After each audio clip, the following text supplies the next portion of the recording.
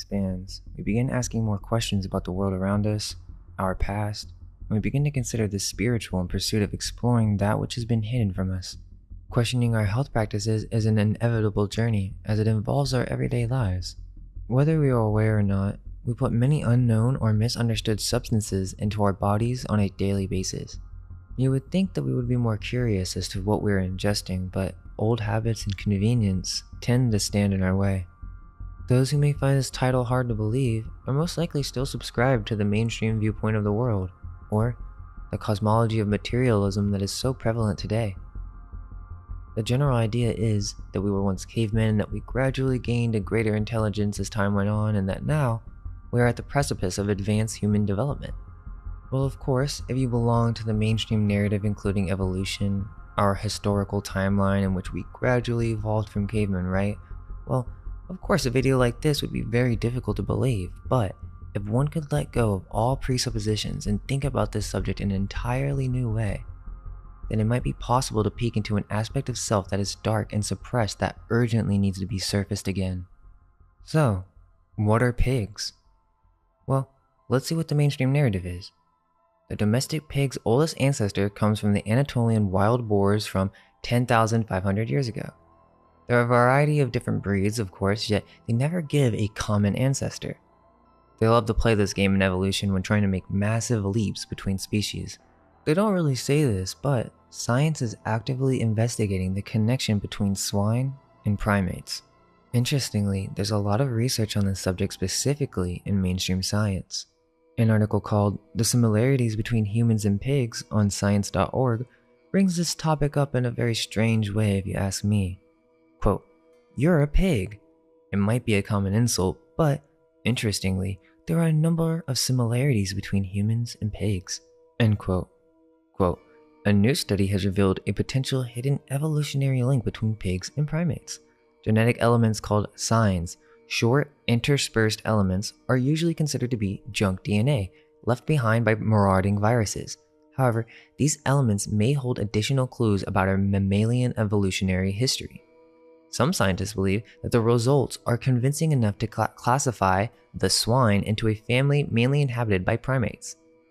Basically, they don't know for sure, but they have found certain clues. They know there is a connection. Now, isn't that interesting? University of Illinois animal geneticist Lawrence Shook and Jonathan Beaver have created a side-by-side comparison of the human genome and the pig genome that reveals remarkable similarities. Quote, "We took the human genome, cut it into 173 puzzle pieces, and rearranged it to make a pig," end quote, said Shook. Quote, "Everything matches up perfectly. The pig is genetically very close to humans," end quote. Here are a surprising number of comparable traits that pigs have with humans. For instance, we both have hairless skin, a thick layer of subcutaneous fat, light-colored eyes, protruding noses, and heavy eyelashes. Pig skin tissue and heart valves can be used in medicine because of their compatibility with the human body. In fact, medical students often practice suturing on pigs' feet. Pigs are also being used to harvest organs to be transplanted into the human body. Just this year, pig kidneys were transplanted into a human successfully. The headline reads, "Experts predict that such non-human to human xenotransplants may become viable options within the next decade." There's a lot of research on this topic. Just type in pigs and human DNA. So we can conclude that mainstream science is looking into this. Now, there are some scientists who have established credentials whose theories are not accepted at mainstream universities. Athens geneticist Gene McCarthy sees that today in the modern world, pigs are used to conjure filth and greed. But after years of research into the species, McCarthy sees a kindred spirit within pigs, and he has a theory called the hybrid hypothesis. As radical as it sounds, not to mention a coupling that most of the world would rather not visualize, McCarthy is also following the steps of scientists like Galileo, who risked derision to revolutionize how we understand our world and how we got here. McCarthy has offended evolutionists and creationists alike, and even had a ribald comedy sketch aired on late-night TV. Now, I should mention that McCarthy still comes from a mainstream point of view of the world, but I think his theory is very interesting to consider. He basically says that humans evolved from an original pig-chimp mating, most likely a female chimpanzee and a male pig, followed by several generations of backcrossing. Now, I do think his work is worth checking out, as his website also goes over many types of hybrids, so he's not afraid to dive into that end, but I think that there may be some other points to consider when we're discussing the human-pig connection. Just hear me out on this, but what if it's the other way around? Not that humans evolved from pigs, but that pigs were once an ancient tribe of humans that were then transformed into pigs for their sins, or because some other enemy had decided that was their destiny. Remember, we just discussed this with our Bellamy's video, as the whole concept of monstrous races is referring to some type of ancient genetic manipulation and hybridization process. Just think about it. All the religions that ban eating pork, did you ever wonder why pork? Although the message and instructions from these religious texts are quite clear in their rejections of pigs and their meat, the underlying reason for their prohibition remains unclear till this day. The main reason given is because they do not chew cud, yet it frustratingly does not explain why not chewing cud is so problematic. Now, if you don't know what cud is, many animals eat their food and then it actually gets regurgitated and comes back out and then they eat it again, but pigs do not do that. Jewish philosopher Philo of Alexandria argued that pork was not permitted to Jews because it is the tastiest of the land animals and eating it would lead to gluttony, and the legal prohibition teaches self-restraint and frugality. In addition, he thought animals that chew cud are permitted because as vegetarians, they befit non-violent, gentle-mannered souls, and their literal ruminating on their cud models the intellectual ruminating of good students who ponder the principles of knowledge taught by their teacher. Yeah, I don't know about all that, and there's other reasons that they give. Some say that it's because pigs were dirty or because of what they ate, etc., but the message that these religious texts are clear. Pigs should not be eaten, and by doing so, you are essentially tainting your soul or sinning. Let's just keep that in mind as we progress. Now, we all know Homer's Odyssey and the story of Circe. Circe, who was a sorceress and the daughter of Helios and the ocean nymph Perse, she was capable by means of drugs and incantations able to transform humans into animals. When the Greek hero Odysseus visited her island, Aia, with his companions, whom she changed into swine, Odysseus, however, was protected by the herb Molly, which was a gift from Hermes. Now, it may be called moly, because it seems that this is where the term holy moly comes from. We have to keep in mind that Circe throws a feast for Odysseus' crew, which seems to be a crucial component before they can be turned into pigs. They must digest something. Once they ingested a particular substance, most likely some type of ritualized collection of symbolic ingredients that were then programmed with a particular intention, the sorceress Circe then lifts her wand and starts chanting incantations that then turn these humans into swine. Now to me, this sounds like some ancient alchemical process, and who are we to say that some type of technology, yes, even magical, but it was scientific back then and it was based on metaphysical principles, something our modern day sciences reject completely, or is it really just suppression? Another interesting connection is the first avatar of Vishnu was a boar man. Is this another possible human-pig connection? Anime is one of the biggest revealers of truth in my opinion, and I truly feel that many of these creators of these stories have to either know some hidden truths on history and or they're channeling and connecting with some type of collective spirit that is then passing along this information in a subconscious way. In Spirited Away, we have a direct reference to this phenomena. Also notice how this is multi-symbolic as we're dealing with spirits in the astral realm. Chihiro is the central character. She's a 10-year-old girl whose family is moving to a new house. She doesn't like it one bit. The family gets lost and finds themselves at a gate to an abandoned theme park. They enter the park, her parents do so eagerly. Chihiro is reluctant. As night falls, lights begin coming on in the otherwise abandoned buildings. Wonderful aromatic food appears here and there. Her parents begin eating, though there's no one to serve them, but Chihiro refuses to eat and continues to explore. When she returns to them, they have become pigs. Later we see that they're in a farm where here are her parents as naked sleeping pigs. Haku tells her to look at them closely so that she's able to recognize and identify them, though he says nothing about why this is so important. She goes about her chores for the day, which are arduous, dirty, and stinky. Then, that night she dreams that she visits her parents in the pig pen. All she sees is pigs. She awakens to be given a test by Yubaba.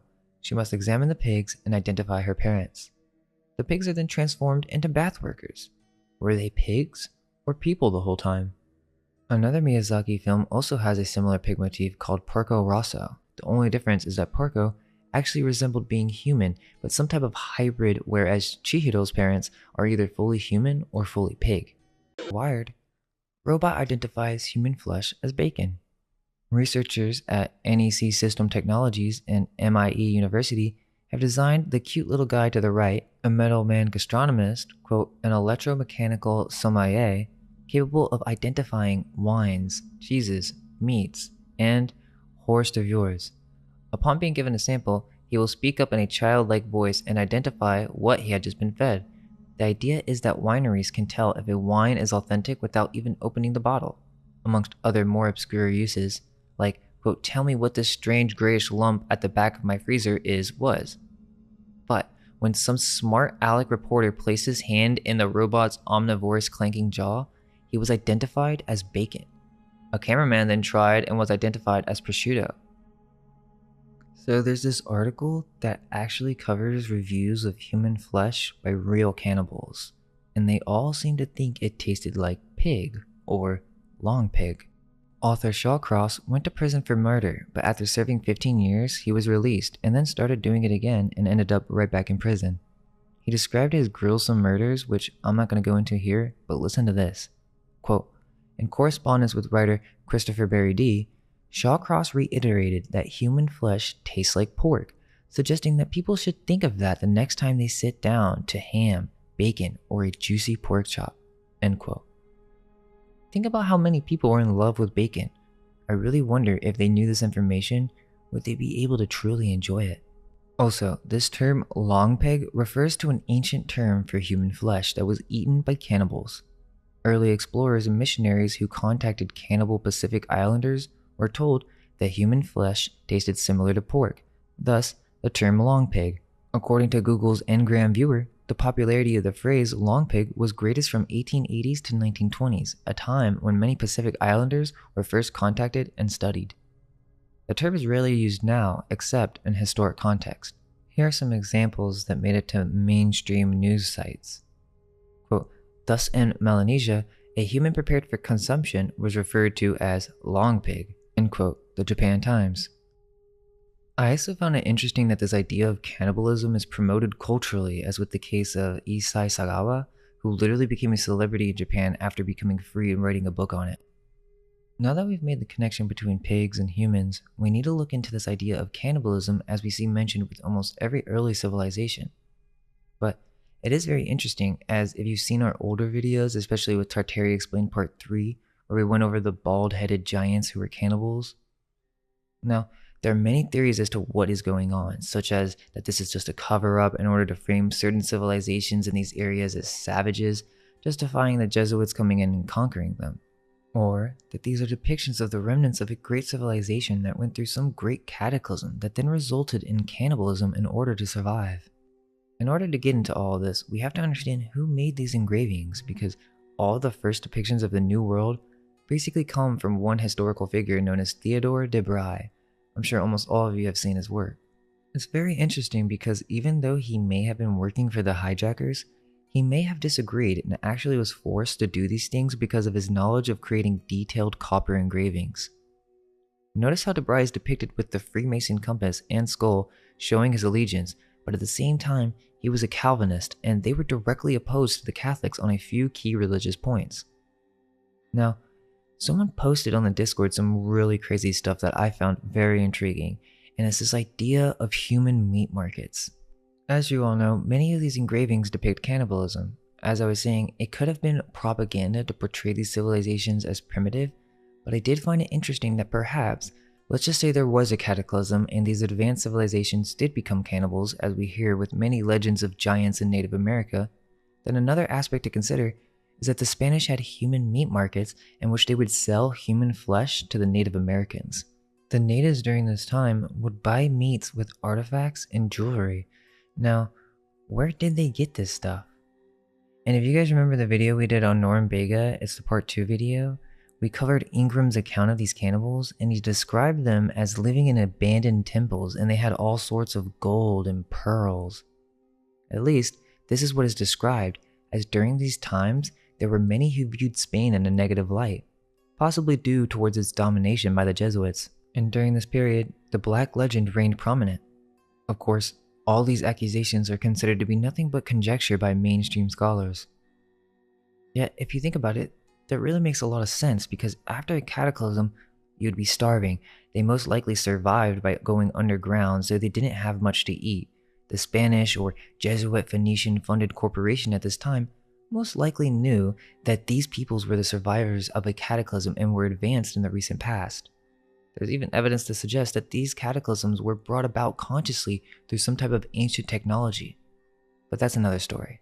So they thought, okay, we'll feed them, but let's feed them human flesh, as to taint their souls and to curse them.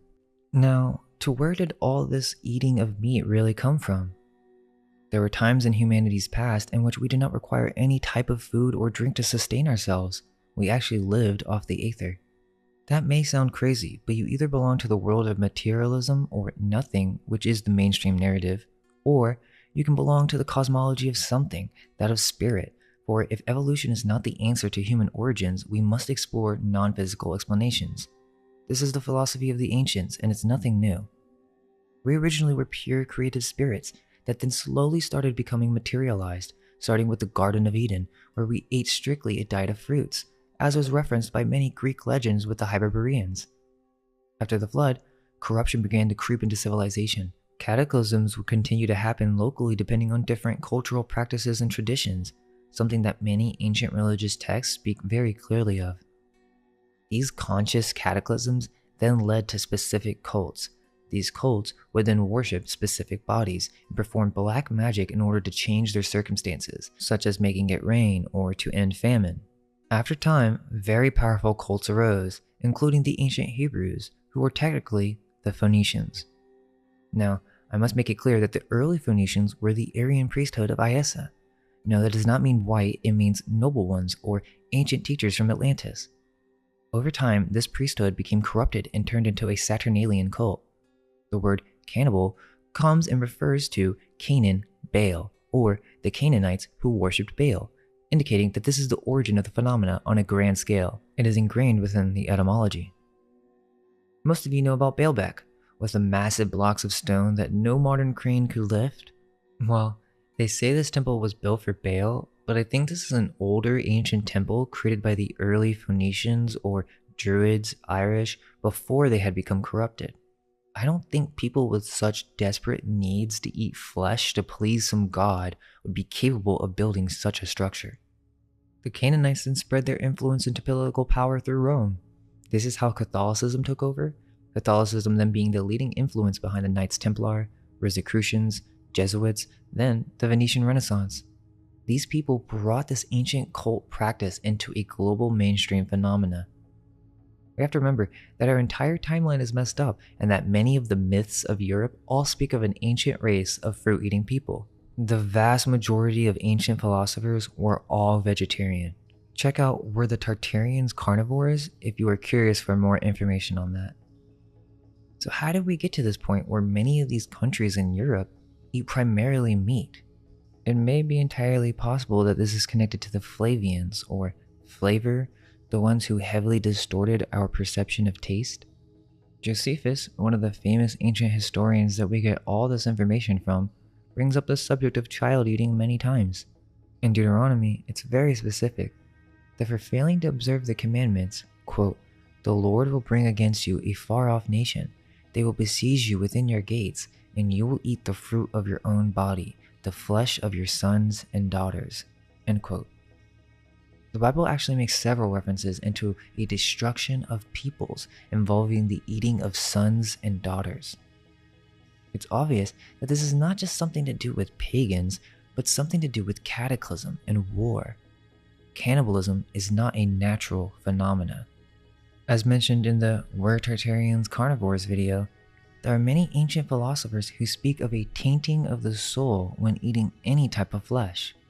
Now imagine how badly it would corrupt our spiritual temples if we were to eat human flesh. Right? Even most carnivores would think that's very dark and twisted, but what if you don't know you're eating human flesh? We covered how this could have taken place in ancient civilizations.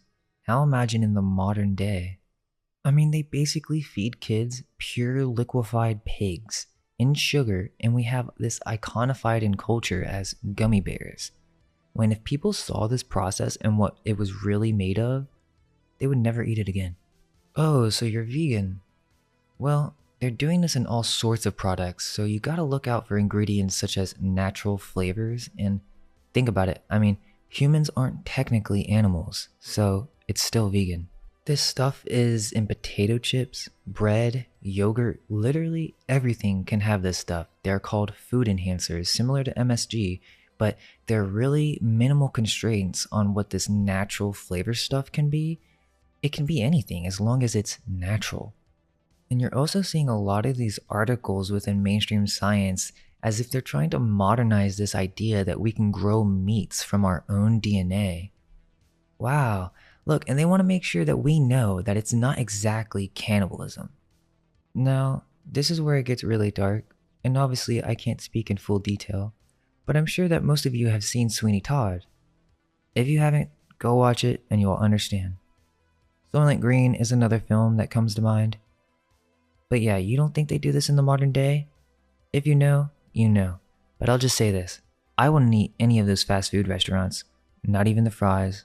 Investigation and information on that. The FBI has been following for 3 days. Here on 7 Action News, is a Detroit business buying and selling human body parts illegally? And what was inside the business? It may shock you. 7 Action News investigator Jim Kirchner is live with the very latest tonight. And Jim, is this part of that investigation? Is that winding down at all yet? It is indeed, Jeff. Take a live look behind me. This is what's left of the FBI evidence recovery team inside this car. And take a look at this vehicle. We believe this is the owner of the business just returning to take back possession of his business. More on that in a second. But take a look. Another busy day out here on Detroit's east side, just down the road from City Airport. Sources say they have removed several boxes of what is believed to be human remains. Sources say many people. This was a big operation. And get this, inside this business, a saw used to cut up bodies, it is believed. All taken away as evidence to the Wayne County Medical Examiner's Office, where it will be tested. This business is known as International Biological. It advertised as a medical educational service provider. The owner is Art Rathburn. He has a mortician license, has had in Michigan since 1982. But the big question is, did he get human bodies illegally? And was he selling them illegally? Why would they do this? Well, we have to understand that we're in a spiritual warfare. And by participating in such a lowly, dark ritual, either consciously or subconsciously, our souls become the property of Saturn and that of death. Or we become material, just like that movie Spirited Away. Our creative astral bodies were transformed into pure greed and filth. Perhaps that is what is being projected upon us. For if we were to realize our true potential, we could never be controlled, for our awareness would shine out all of the darkness. Let us know your thoughts in the comments. Do you think pigs are some ancient tribe of humans? All we can hope is that our minds may be unveiled. Let go of everything you think to be true. Relax the mind and ask the question, do I truly understand what this reality is?